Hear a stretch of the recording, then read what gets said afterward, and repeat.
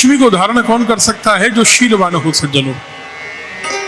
हम धर्म की, सत्य की, बल की, सदाचरण की चर्चा नहीं करेंगे, हम लक्ष्मी जी की चर्चा करेंगे। जिस घर में शील रहता है, शील किसे कहते हैं? शील का अर्थ स्वाभाविक रूप से चरित्र माना जाता है, लेकिन शील का अर्थ 3 प्रकार से है। एक तो चरित्र जिसका अच्छा हो वो शीलवान है। दूसरा, मन से, वाणी से, कर्म से किसी को कष्ट न देना, ये भी रमाशंकर जी, ये भी शील है। और तीसरा क्या है?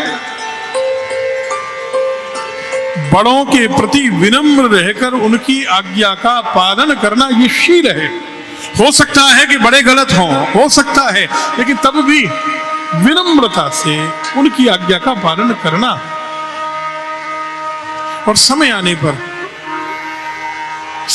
पर चरण पकड़कर उनको निवेदन करना कि हमारे हिसाब से ऐसा होना चाहिए, ये सही है, ये शील है। सत्यम ब्रूयात प्रियम ब्रूयात न ब्रूयात सत्यम प्रियम, आप सबने सुना है, सब जानते हैं। सत्य बोला जाए लेकिन ढंग से बोला जाए, चाशनी में लपेट कर दिया जाए। जलेबी बड़ी अच्छी लगती है, लेकिन अगर गरम गरम जलेबी को कढ़ाई से निकालकर सीधे आपको खिला दिया जाए तो आपको अच्छी नहीं लगेगी, थू थू कर दोगे। जब तक चाशनी में लपेट कर उस जलेबी को न दिया जाए। हाँ या ना? अरे सहमत हो तो सिर तो हिलाया करो। आप चाशनी में लपेट कर मीठी मीठी वाणी में गलत से गलत बात भी बोल देंगे तो बुरा नहीं लगेगा। लक्ष्मी जी गई, कहां गई? गंगा तट पर बैठे हुए देवराज इंद्र और देवर्षि नारद वार्तालाप कर रहे थे।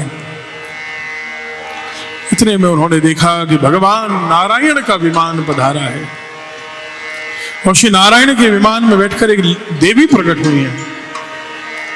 उस देवी ने कहा कि मैंने देव दैत्यों को त्याग दिया है, मैं अब आपके पास आई हूं, मेरा नाम लक्ष्मी है। देवर्षि ने, नारद जी ने भगवती का अभिनंदन किया, पूजा की है। नारद जी लेकर गए। एक बात समझिएगा,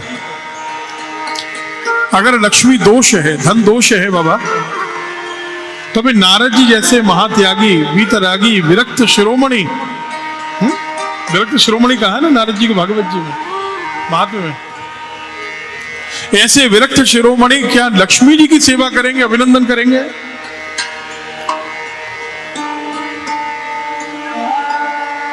देवर्षि नारद लेकर गए अमरावती, देवताओं की नगरी में, राजधानी में। और जब देवी लक्ष्मी पधारी हैं, उनके आगमन से सभी प्रसन्न हो गए, आनंदित हो गए। हाँ,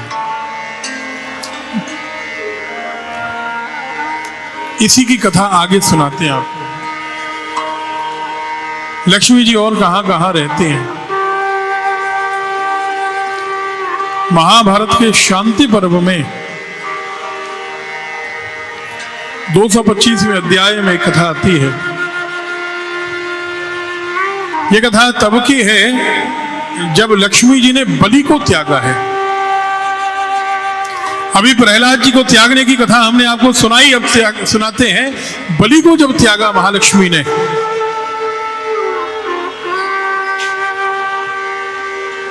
देवराज इंद्र के पास आई।